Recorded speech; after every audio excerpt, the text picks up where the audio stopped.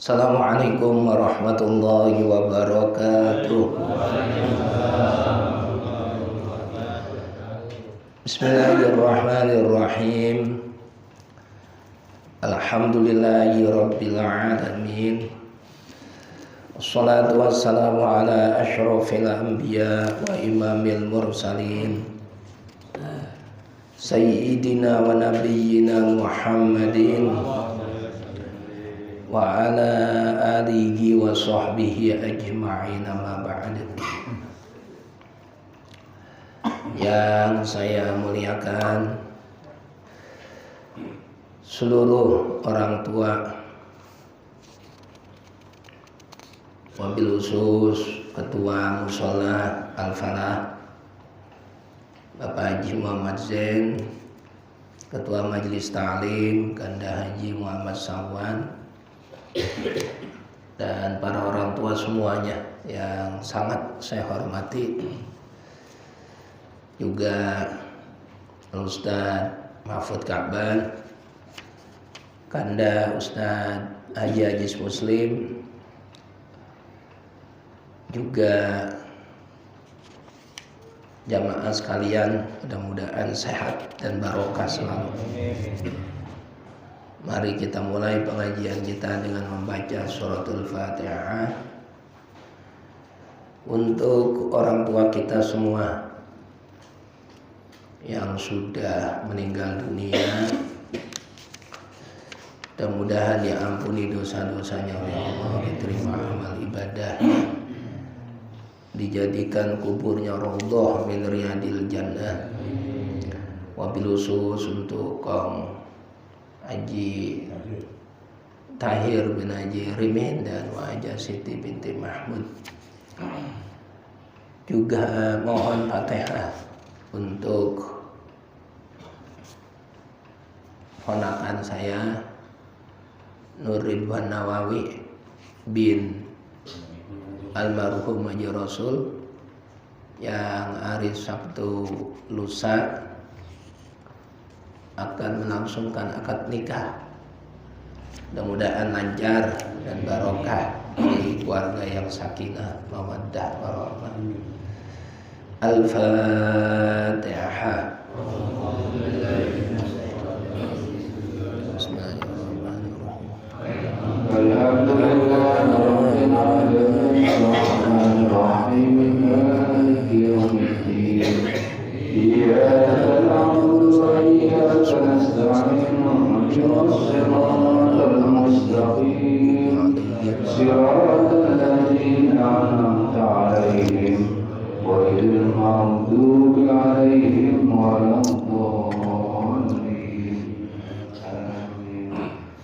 Assalamualaikum warahmatullahi wabarakatuh. Mari sama-sama sebelum ta'lim kita baca Aqaidatul Mujmalah. Semoga iman kita bertambah dan terus bertambah. Bismillahirrahmanirrahim. Bismillahirrahim. Wa ba'du fa inna walhamdulillahi qad radina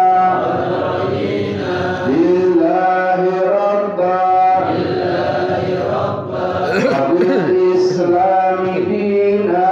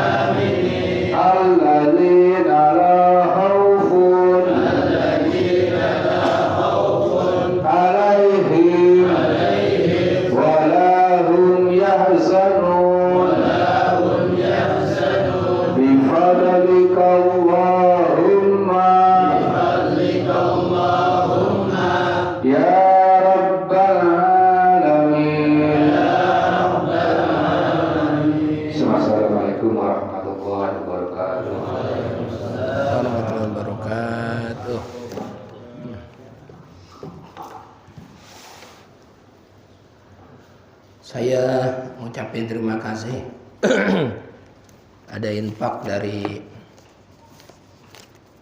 hamba Allah untuk almarhum Bapak Sumardi bin Abu Bakar, Ibu Dimroh binti Saidi. Mudah-mudahan diampuni dosa-dosanya. Ini buat anak yatim ya dari hamba Allah.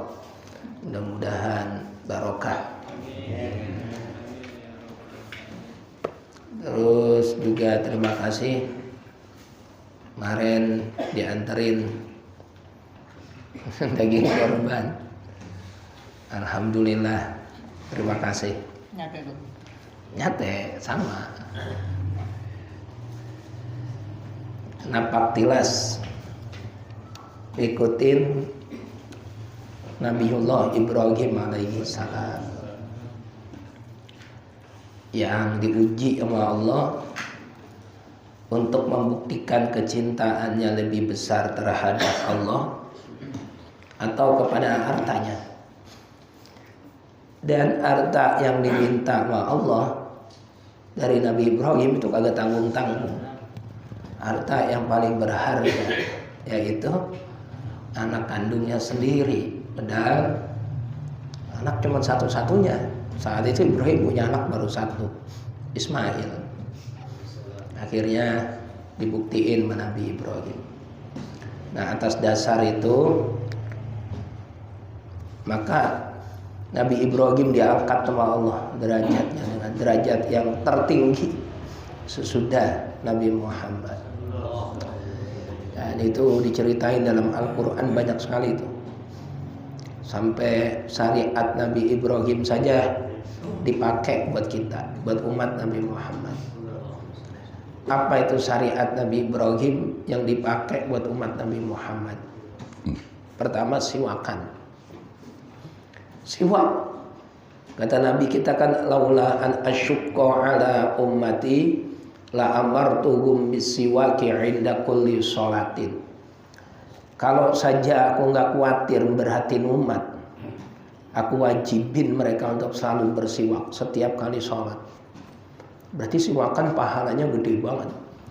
Ternyata itu syariat Nabi Ibrahim. Terus kemudian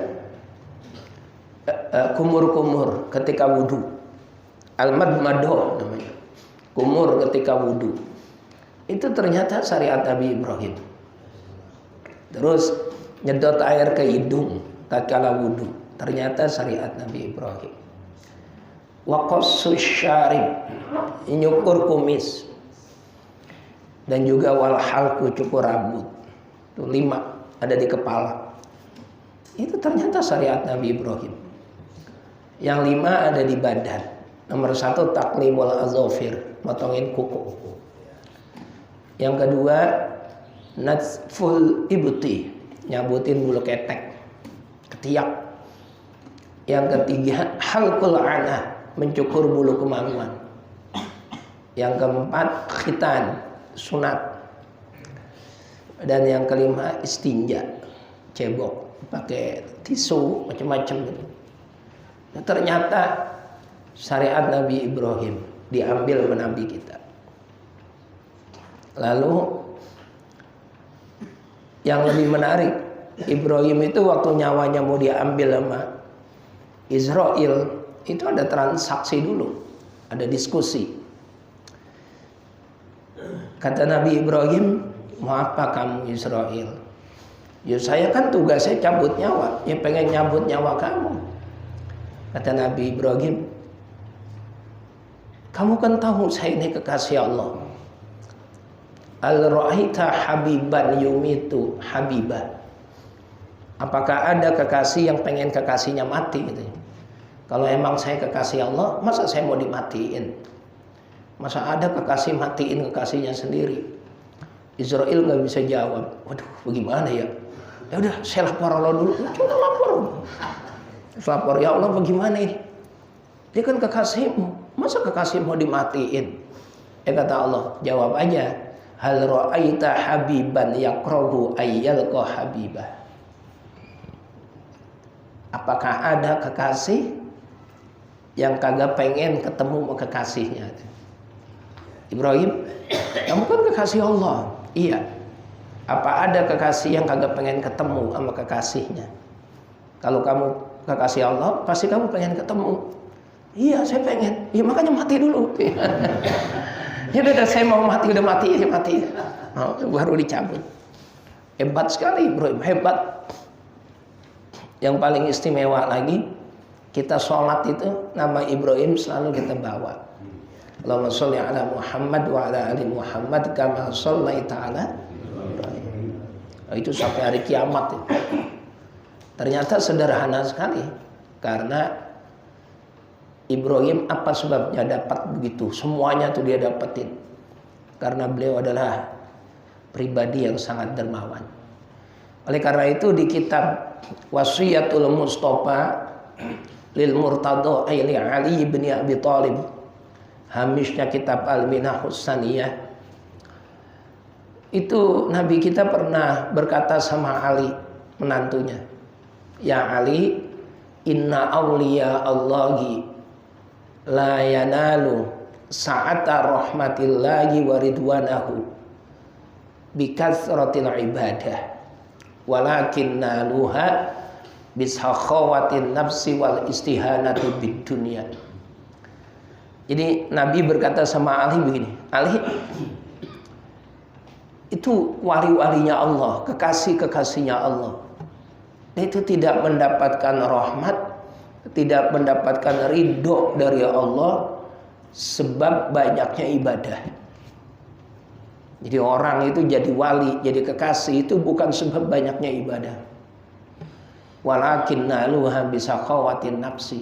Tapi orang kalau pengen jadi walinya Allah, terus dia dapat rahmat, dapat ridho dari Allah, bisakhawatin nafsi, dengan kedermawanannya. Makin dermawan dia, makin cepat jadi kekasihnya Allah. Nah, Ibrahim itu. Nah, makanya beruntung banget bapak-bapak yang kemarin ikut berkorban karena sudah ngikutin Nabiullah Ibrahim alaihissalam. Ya, saya juga korban sama. Saya beli kambing korban sama. Jadi beruntung banget. Yang belum korban karena memang keterbatasan uang dan lain sebagainya. Ya, kalau yang lain motong sapi dan motong kambing, yang belum korban, potonglah sifat-sifat negatifnya. Egonya dipotong. Yang biasanya suka marah, meledak-ledak, dipotong marahnya. Jadi sedikit sabar. Terus yang suka menang sendiri dipotong. Jadi senang kebersamaan dan lain sebagainya. Pokoknya kita potong apa? Sifat-sifat negatifnya. Berkorban untuk menjadi pribadi yang lebih baik, lebih baik, lebih baik. Ya, mudah-mudahan barokah semuanya. Kemarin ada berapa ekor sapi? 4, lumayan. Kambing 12, mirip. Saya kemarin motong sapi juga 4 di Grand Mahkota, sama 1 di rumah. Jadi 5. Ya, kambingnya ada 14. Ya, beda dikit. 4. Ono kan perubahan. 4 sapi, 14 kambing. Di sini 4 sapi, 12 kambing. Lumayan banyak. Banyak. Kalau masjid 3 ekor ya. 7. Alhamdulillah. Tumben. Banyak. Kambing 9 ya. Di Nurul Firdaus THB sapinya 21. Kambingnya 7. Ya. Besok tahun depan mudah-mudahan panjang umur. Bisa korban lagi. Dan kebagian semua. Ngerasain harus. Ada yang masih ada dagingnya. Ada dagingnya, masih ada daging. Apa nggak ada yang masakin? Apa gimana? Oh, sekali karena nggak ada yang masakin. Oh gitu. Banyak nama Bang Hambal nih. Bang Emi. Kali dagingnya masih ada karena nggak ada yang masakin. Kalau yang lain udah habis karena ada yang masakin. Ya. Berkah. Kalau korban Habib aja boleh makan. Habib, orang-orang kaya makan. Karena berkah hidangan dari Allah. Nah, kita lanjutkan. Bismillahirrahmanirrahim. Fikih. Kita udah selesai bab atau kitabun nikah. Udah segala macam, udah itu macam-macam, udah semuanya udah selesai. Walaupun ya saya yakin dari semua yang kita bahas banyak yang lupa pasti itu. Apa-apa. Ya penting kewajibannya udah gugur. Tapi kan tetap ada yang ingat dikit-dikit loh ya. Ada pasti ada. Kita masuk pada kitab berikutnya. Pembahasan berikutnya. Kitabu Akamil Jinayati. Qala al-musannifu. Kitabu Akamil Jinayati ay hadza kitabun fi ahkamil jinayati. Menerangkan tentang hukum-hukum jinayah. Jinayah itu apa? Jinayah melukai orang. Ada yang sampai mati, artinya membunuh, kalau begitu. Ada yang mungkin tangannya dipotong, ada yang kupingnya, macam-macam itu jinayat. Itu kita bahas. Terutama dititik beratkan kepada kisos, membalas. Berdasarkan ayat Al-Quran, ya ayyuhalladzina amanu kutiba alaikumul qisasu fil qatla. Al-hurru bil hurri wal abdu bil abdi wal unsa bil unsa. Faman ufiya lahu min akhihi syai'un fattiba'um bil ma'ruf. Jadi umat Nabi Muhammad itu ada satu hukum yang disebut hukum qisas, membalas sesuai dengan kadar perbuatan. Wahai orang-orang yang beriman, kutiba alaikumul qisasu fil qatla, diwajibkan atas kalian untuk menegakkan hukum qisas fil qatla dalam hal pembunuhan. Orang membunuh orang lain. Nah, yang membunuh itu dikisos, dibunuh lagi. Tapi umat Nabi Muhammad masih enak, tak ada syarat-syaratnya.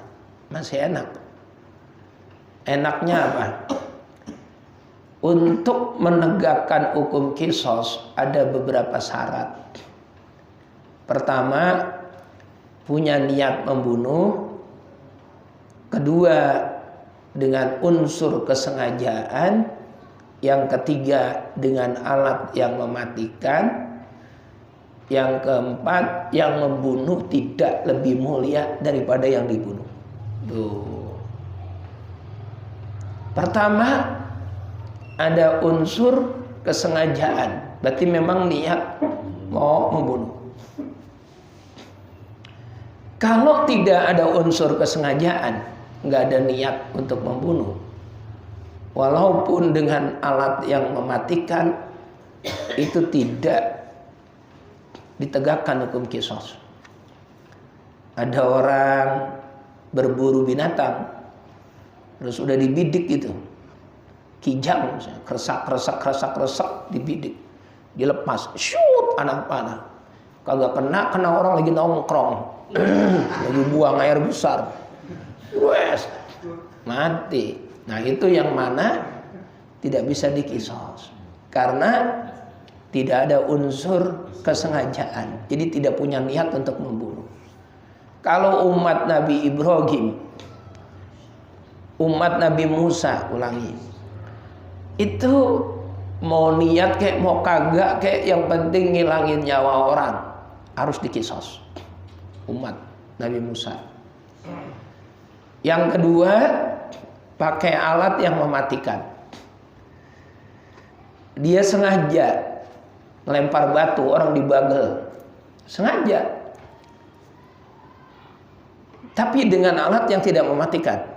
Kerikil kecil, Pak, dia lagi lewat nih, mau dikagetin, woi, plok, kaget, lepok, mati. Nah, itu yang lemparin batu tidak bisa dikisos, karena logikanya batu sekecil itu tidak bisa membunuh orang. Jadi matinya itu bukan sebab batu, tapi sebab lain. Apa? Karena dia jantungan atau lain-lain. Nah, umat Nabi Musa tidak ada alasan mau pakai alat yang mematikan atau tidak. Yang jelas dia ngilangin nyawa orang, ya dia wajib dikisos. Dan tidak ada tebusan. Tidak ada tebusan. Kalau di umat Nabi Muhammad ada ahli warisnya memaafkan, dah saya nggak tuntut. Nah, terus bagaimana? Tebusan aja ditebus. 100 ekor onta misalnya. Kalau satu onta misalnya 20 juta dikali 100. Nah, itu berapa jadinya? 2 miliar atau 20 miliar? 2M. Tebus. Ya sudah. Berarti kisos tidak ditegakkan. Lagi pula yang membunuh tidak lebih mulia daripada yang dibunuh. Kalau ada orang Islam, ini hukum Islam ini, membunuh orang non-muslim, maka orang Islam tidak bisa dikisos. Tidak bisa.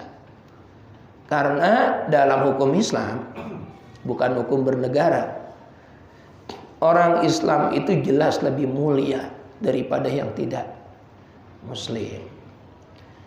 Apa dalilnya? Al-Islamu ya'lu wa la yu'la alaihi.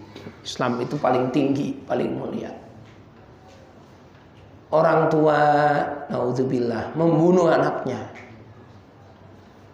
sengaja atau tidak sengaja, orang tua ini tidak bisa dikisos. Karena dia apa-apain, orang tua sama anak lebih mulia orang tua. Terus ada majikan membunuh budaknya, Anda bisa dikisos.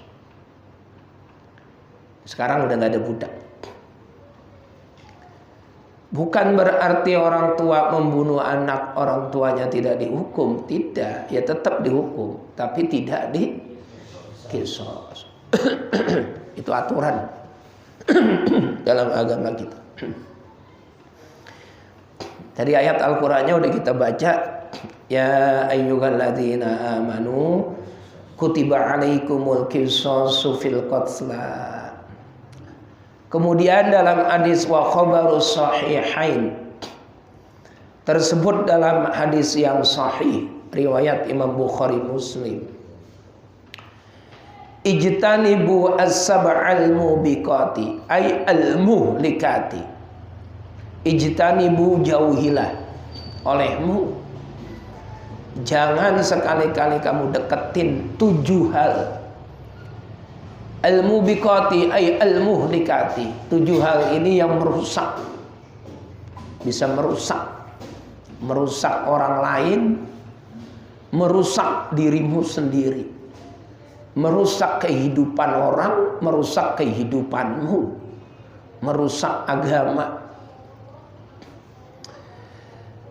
Terus kila sahabat bertanya, wa ma gunna ya Rasulullah, 7 perkara itu apa aja ya Rasul? Qala, Nabi kita menjawab, nomor 1 asyirku billah,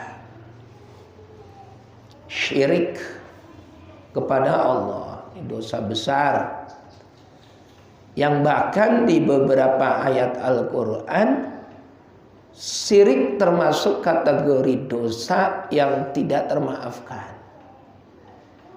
menyekutukan Allah. Dia menganggap ada Tuhan selain Allah. Ya syirik, murtad. Nauzubillah min dzalik. Nah kalau dia bakar menyan misalnya, apalagi gahru yang dibakar itu, kalau murid Nabi itu ya, alasannya apa? Biar wangi, sebab malaikat Nabi itu senang yang wangi-wangi. Itu tidak syirik, itu malah bagus, malah bagus. Ada orang berdoa misalnya, terus dikaitkan dengan budaya, nganyutin kepala kebo, kan ada itu? Itu syirik apa tidak? Ya ntar dulu dilihat dulu niatnya apa. Apain sih segala nganyutin kepala kebo? Ya saya niatnya ngasih makan sama binatang-binatang, terutama ikan yang ada di lautan. Ya tidak syirik, malah bagus ngasih makan makhluk Allah. Kalau niatnya lain, biar tidak ada bencana, biar tidak ada musibah, biar ya, itu tidak boleh. Karena bencana, musibah dan lain sebagainya itu haknya Allah. Titik. Apalagi dia meyakini kalau kagak nganyutin kepala kebo nanti panennya gagal, nanti ada musibah, ada bencana. Nah itu yang bisa menyebabkan syirik. Nah, makanya kita segala macam aspek kehidupan kita ikut sertakan Allah. Ikut sertakan Allah. Itu akan jauh dari syirik. Kalau kita meyakini kita berobat sama dokter, kalau kagak berobat sama dia kagak sembuh, lah itu bahaya juga. Berobat sama siapa? Dokter anu. Wah hebat dia mah. Pokoknya saya mau cocok sama dia. Kalau kagak dia kagak bakalan sembuh. Itu bahaya. Berarti dia meyakini yang memberikan kesembuhan adalah dokter. Lah itu bahaya.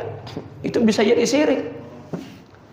Padahal yang memberikan penyakit dan yang menyembuhkan penyakit Allah. Apa ayat Al-Qur'annya? Fa'idha maridtu fahuwa yashfin. Apabila aku sakit, fahuwa maka Allah yashfin, yang memberikan kesembuhan. Bukan dokter, bukan. Nah, dokter adalah media, sarana. Kalau bahasa kerennya apa? Wasilah. Wasilah kita. Dok, saya kan nggak ngerti kesehatan. Ini saya lagi diare, kira-kira obatnya apa? Nah, gitu. Oh, obatnya ini. Kasih obat apa? Resep. Nah, terus, lah kita begitu. Nah, dengan izin Allah, dengan keahlian dokter, dan izin Allah, takdir Allah, bismillah, mudah-mudahan sembuh. Begitu sembuh, siapa yang nyembuhin? Ya Allah, perantaraan dokter ini. Gitu. Karena kalau nggak berobat sama dia mah nggak bakalan sembuh dah. Kamu yakin buat sama dia? Nggak boleh. Itu minimal haram, bisa jadi syirik nantinya. Pokoknya aspek apapun dalam kehidupan kita ikut sertakan Allah, ikut sertakan Allah. Sehingga kita sukses, kita besar, kita berjaya, kita berhasil, itu kembalinya ke Allah. Ini barokah anugerah dari Allah. Nah, saya pun ketika udah selesai itu ngecor lantai 3 pesantren, saya kumpulin itu pengurus-pengurus. Saya bilang ini semua anugerah Allah. Dalam bahasa Al-Quran, hadza min fadli rabbi liyabluwani aashkuru am akfur. Ini adalah anugerah Allah. Jangan sekali-kali ada bahasa aku. Aku. Ini kalau bukan saya mah nggak jadi. Ah, jangan. Ini kan jasa saya ini. Ini wadah. Berarti kita menafikan atau ngesampingin Allah. Kalau sudah mengesampingkan Allah, terus Allah kagak ridho, na'udzubillah min dzalik. Segalanya akan belangsak. Na'udzubillah. Paling penting itu cari ridho Allah. Kalau Allah udah ridho, udah enak. Ridho dari Allah paling penting. Ridho itu apa sih? Ridho itu disenengin. Allah seneng. Kita disenengin, mertua aja enak. Apalagi mertuanya kaya. Bikinin rumah, berangkatin haji, kasih mobil. Seneng. Kasih empang. Sama bibit ikannya sekalian. Apalagi disenengin Allah. Cari ridho. Nah, untuk mendapat ridho Allah, di antara kuncinya adalah keikhlasan. Ikhlas. Saya pernah cerita ya, udah pernah cerita belum? Ada wali besar bernama Abdul Aziz Ad-Dabbar. Udah itu kan? Yang namanya dicatat di Lauhil Mahfuz sebagai calon penghuni neraka. Ikhlas, akhirnya dihapus namanya. Titik. Jadi nomor satu yang bisa merusak kamu adalah kesyirik kepada Allah. Wasihru, nomor dua sihir, santet. Ini merusak dirimu, merusak orang lain. Baik merusak jiwa ataupun merusak yang lainnya. Usaha orang dibuat rusak, hancur gara-gara perbuatannya atas jasa setan. Datang ke kuburan, ambil tanah kuburan. Baca-baca yang jampe-jampe entung, ngelang-ngelang kodok belentung, makannya balang misalnya. Dilemparin ke toko orang. Jadi orang lihat toko dia itu bawaannya ogah we, serem. Iya. Kayak ngelihat bangke. Nah, itu sama sihir.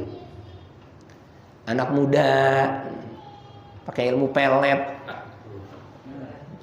Padahal orangnya udah jelek, miskin, hitam, letoy, tapi pandangan wanita dia kayak Arjuna. Oh. Habis dibaca-bacain, jampai-jampain, kakang kawah adiari-ari. Oh. Jabang bayine markona, tak katur ragamu. Plus menduwur jok meripatmu, plus mengisor jok atimu, petuturu tatange no petutange tadodok no petudodok tadak no petong adak telakok no renggonku. Tekolah teko asi jabang bayine markona asio marang aku. Oh, baca la ilaha illallah Muhammadur Rasulullah. Itu jangan pakai atap bacanya, nggak boleh ada atap. Jadi langsung dia melangit. Injak bumi 3 kali sambil bayangin wajahnya dia. Dua, yang kenceng. Saya jamin kakinya kesleo. Mau belajar. Terus saya ajarin. Oh iya, tenang. Percuma mondok puluhan tahun di Jawa kagak punya mantra begitu. Karena kita lagi bahas, kalau ada wadon dikerjain begitu, udahnya jelek, pokoknya kagak ada cakep-cakepnya pisan. Tapi itu wadon tergila-gila, seakan-akan kayak ngelihat Arjuna. Nah ini bahaya ini. Nah ini yang dosa. Jadi ya biasa sajalah, nggak usah pakai pelet-peletan. Nah, makanan ikan pelet.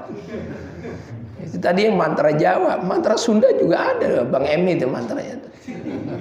Semar semar samar samar Ki Arjuna diitik digigir lunggik dikujang kudang ti harap siup tak takna pentang kendewa alisna kuwung kuwungan bibirna gula sakandru tarangna gula gumantrang. Wah seterusnya itu.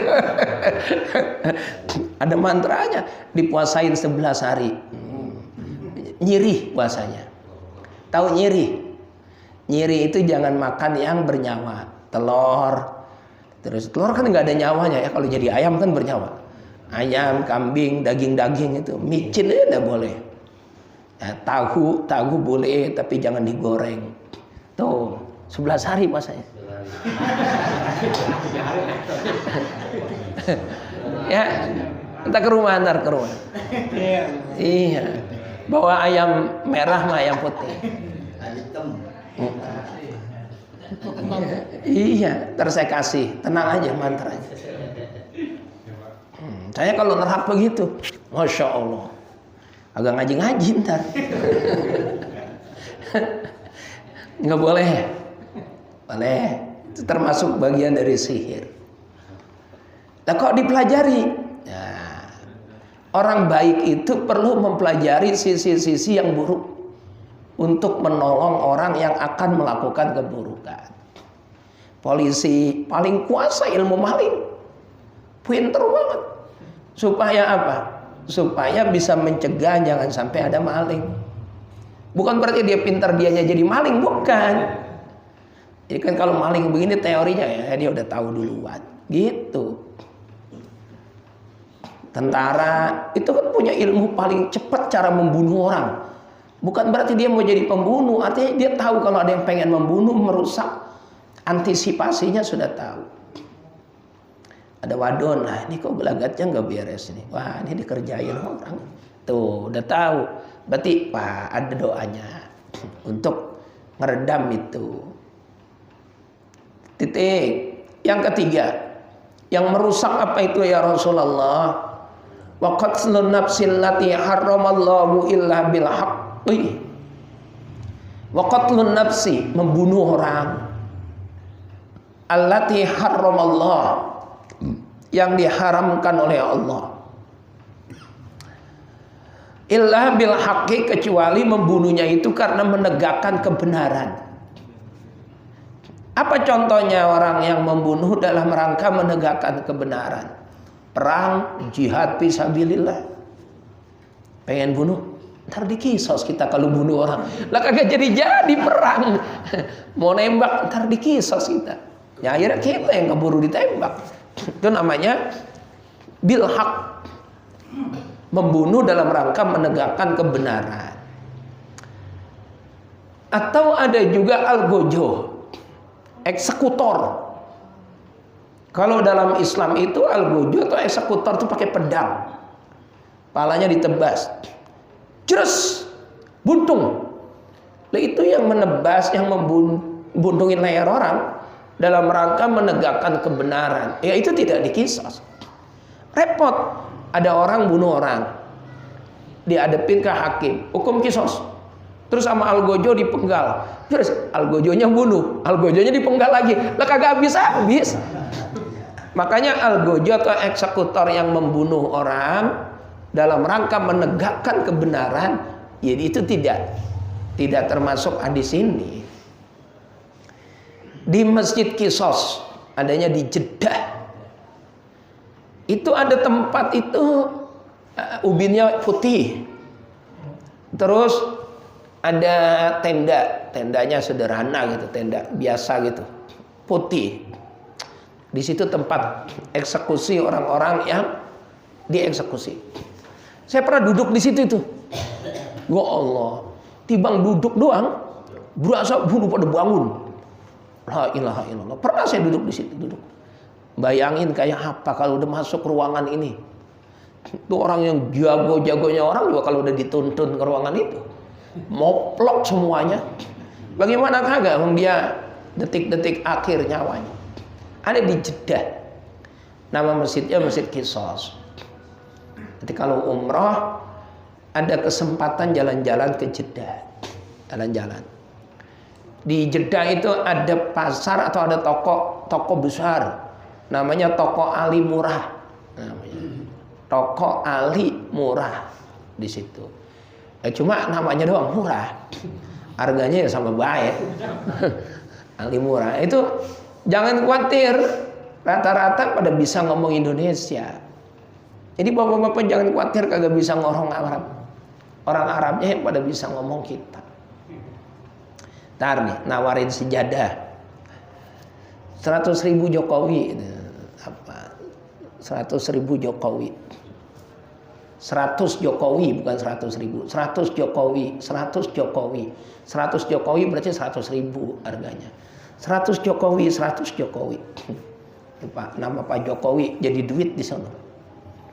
50 Jokowi, 50 Jokowi, berarti 50.000. Terus jalan-jalan ke pasar korma, ada tukang bakso di sana, tukang bakso antri. Padahal kita di sini sering makan bakso, pengen ngerasain makan bakso di Madinah. Bakso rasa korma, lah kagak, tetep bakso daging sapi. Mentang-mentang di Arab, bakso rasa korma. Nggak ada. Tuh. Wa qatlun nafsil lati haramallahu illa bil haq. Membunuh, menghilangkan nyawa orang kecuali dalam rangka mendekatkan kebenaran. Terus apalagi 7 hal yang merusak jiwa kita, juga orang lain. Wa aklur riba. Makan riba. Riba haram, lintah darat, rentenir, makan. Kaya-kayanya nolongin orang, tapi sebetulnya menjerat.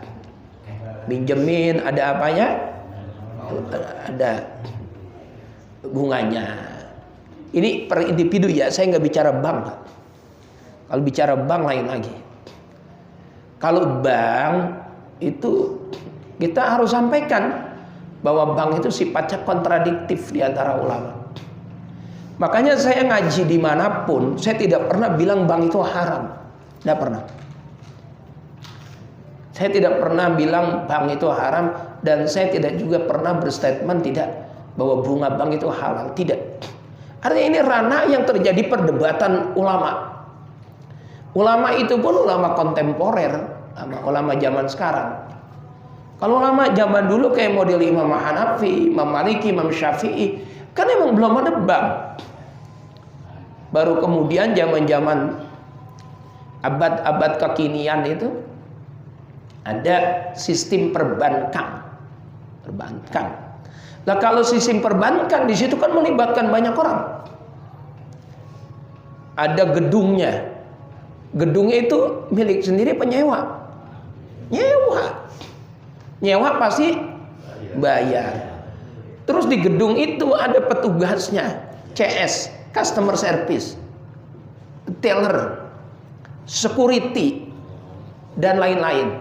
Mereka dapat gaji nggak? Dapat gaji pakai apa? Duit.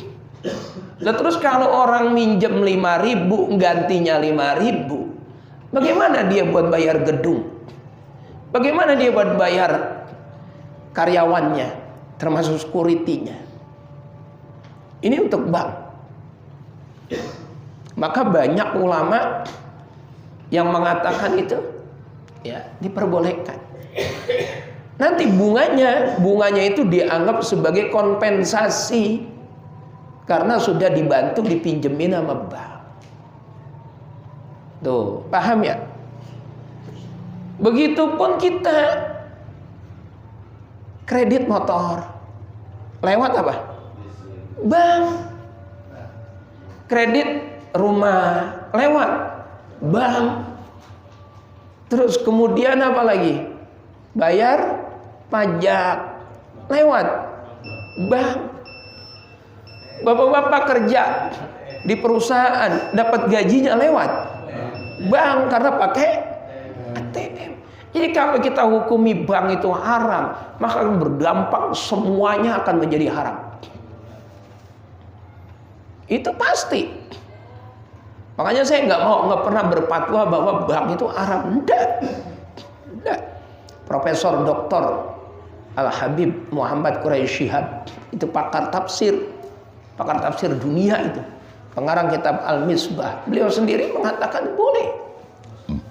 Kalau kiai saya lebih menarik. Saya masih ingat banget. Saya tanya, Yai, bank itu kan banyak ulama yang mengatakan haram. Kok Yai naruh duitnya di bank? Jawabannya keren banget. Urusanku bukan urusanmu. Weh, keren. Urusanku bukan urusanmu. Udah selesai udah.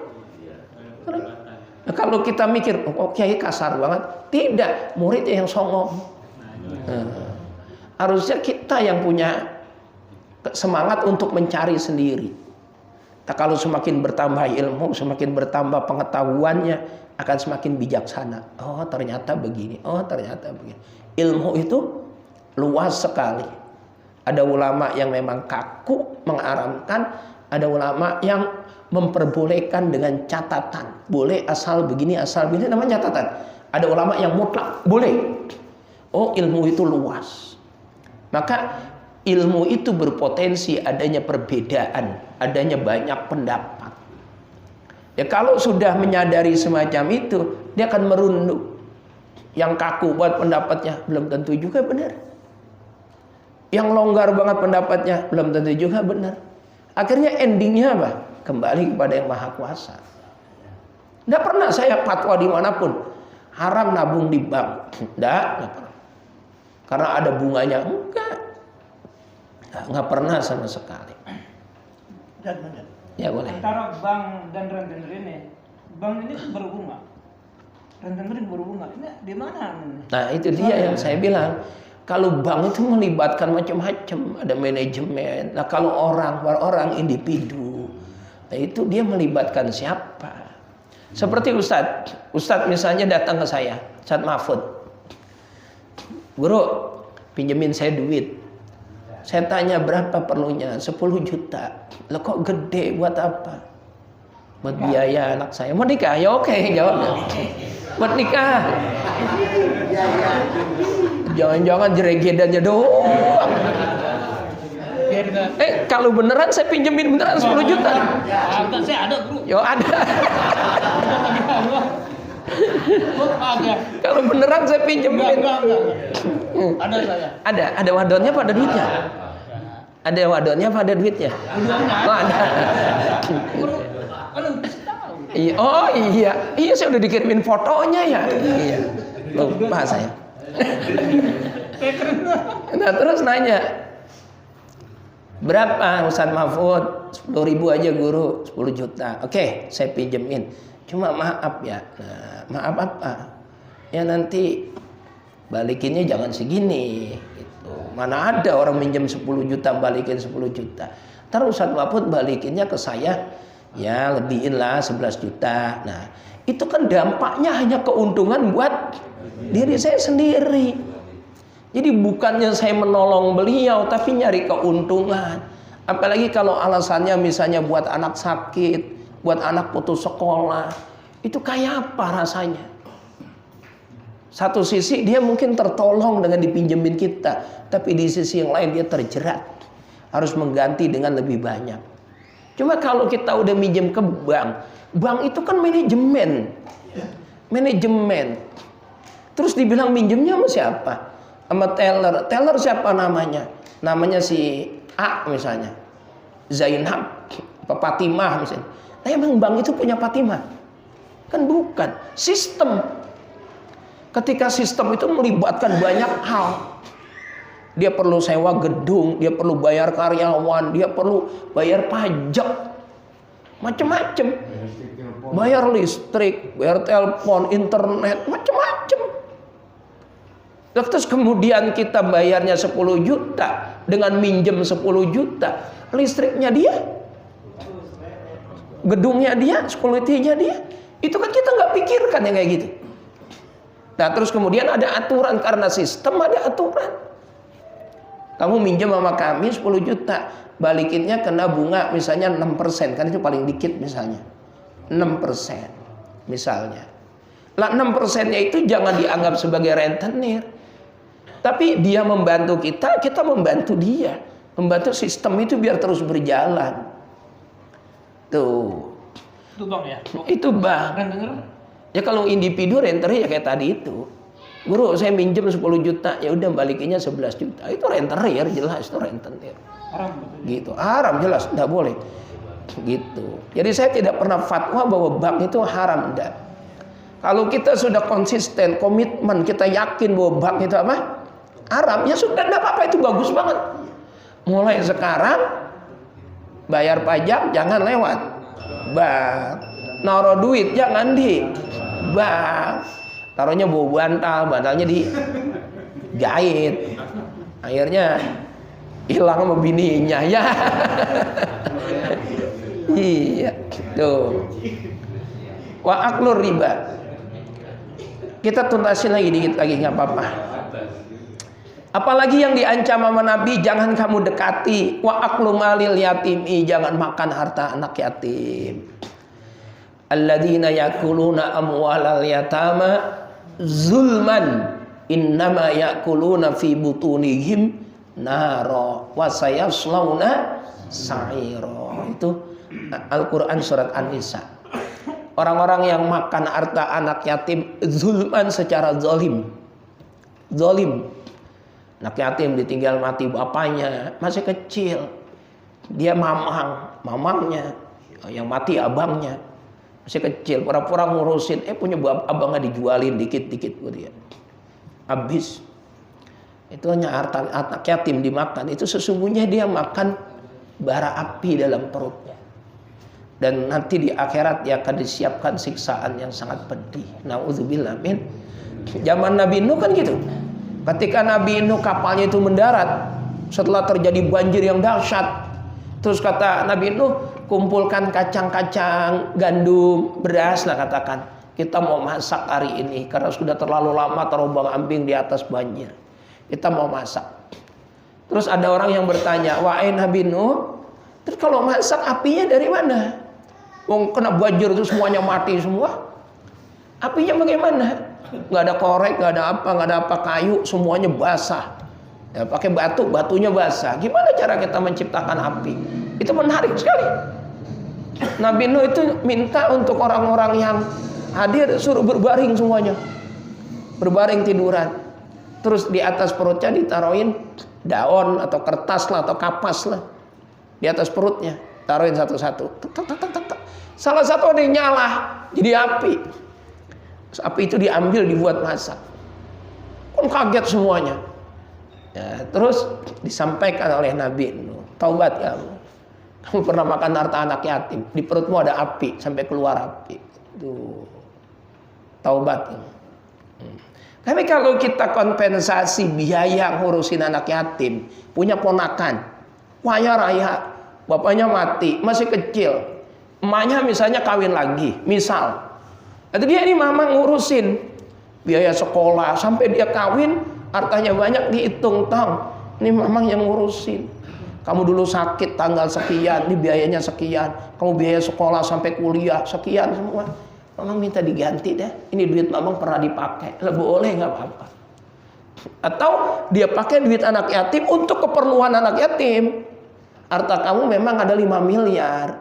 Lah kok mang sekarang cuma tinggal 4 miliar dirinci. Ini biaya kuliah, biaya kesehatan kamu, biaya macam-macam kamu. Mamang sedikit pun nggak pakai uang. Nggak sedikit pun nggak ngambil uang kamu, enggak. Tapi uang kamu 100% untuk keperluan kamu. Ya enggak apa-apa. Itu namanya memanfaatkan harta anak yatim tidak secara zalim.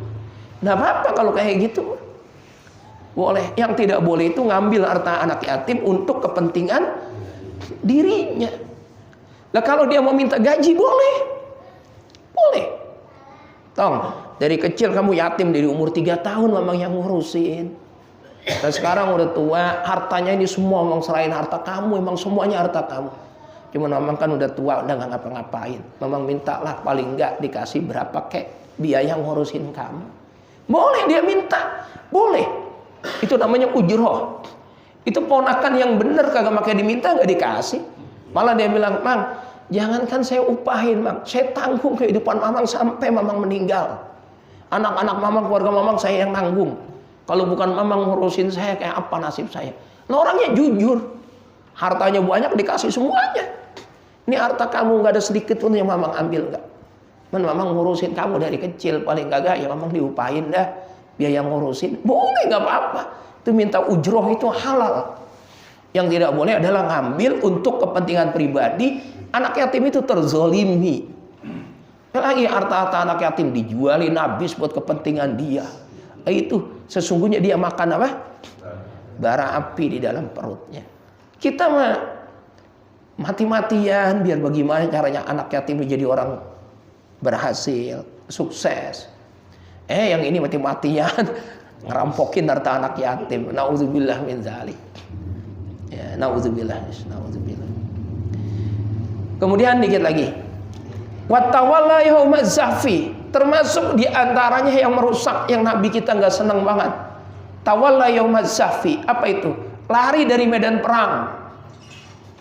Pengecut. Teriak dong dari jauh. Allahu Akbar. Namanya maju dia yang ngumpet. Model apa ini? Wa qadful muhsanatil ghafilati. Dan yang terakhir, yang ketujuh, menuduh wanita-wanita yang benar, wanita-wanita baik dituduh tidak baik. Wah, ini dia selingkuh, zina, macam-macam. Nuduh tanpa ada saksi, tanpa ada bukti. Itu termasuk Nabi tidak senang, tidak ridho terhadap orang yang kayak itu. Wah, masih banyak lagi nih sebetulnya. Dah, sampai sini dulu dah. Itu 7 hal yang merusak, Nah, titik. Yang akan datang masih bab syirik nggak? Ini sebetulnya bukan bab syirik. Ini kita pembahasan tentang apa namanya jinayat. Kitabul jinayat. Cuman dalil jinayat itu terkait dengan hadis Nabi, jauhkan olehmu 7 perkara yang merusak. Jauhkan. Nomor 1 syirik. Nah, Kapan maksudnya saya nanti? Kan waktu sekarang. nanya minggu depan. Iya. Ya udah. Kan nggak punya habis ini. Ya, enggak apa-apa. Jadi termasuk diantaranya adalah membunuh orang tanpa apa? Tanpa hak, kecuali dalam rangka hak atau menegakkan kebenaran. Nah, itu dalilnya, dalil daripada pembahasan kitab fikih Kitabu Ahkamil Jinayati. Pertama dari Al-Quran, kutiba alaikumul qisasu fil qatla. Terus ada hadis Nabi ini, ada 7 perkara yang bisa merusak kamu. Nah, 7 itu diantaranya adalah membunuh. Nah, pembahasan kita kan tentang jinayat, membunuh dan lain sebagainya. Jadi bukan spesifikasi membahas tentang syirik, bukan. Nah, syirik itu karena ada 7 hal. Ada 7 hal, dan nomor 1-nya syirik, nomor 2 sihir, nomor 3 apa? Membunuh, dan seterusnya itu. Oke, cukup ya. Sampai sini dulu. Mudah-mudahan barokah dan manfaat. Kita baca Fatihah. Semuanya yang hadir mudah-mudahan sehat, panjang umur, jauh dari penyakit, bala, musibah, bencana, dan juga keluarganya jadi keluarga yang barokah, sakinah, mawaddah, warahmah. Anak kita semuanya jadi anak yang soleh dan solehah. Dan kita mohon nama Allah, mudah-mudahan bisa ziarah Mekah, Madinah, ziarah makam Nabi di Madinatul Munawwarah, dan nanti pada saat kita meninggal dunia, kita diwafatkan dalam keadaan husnul khatimah. Al-Fatihah.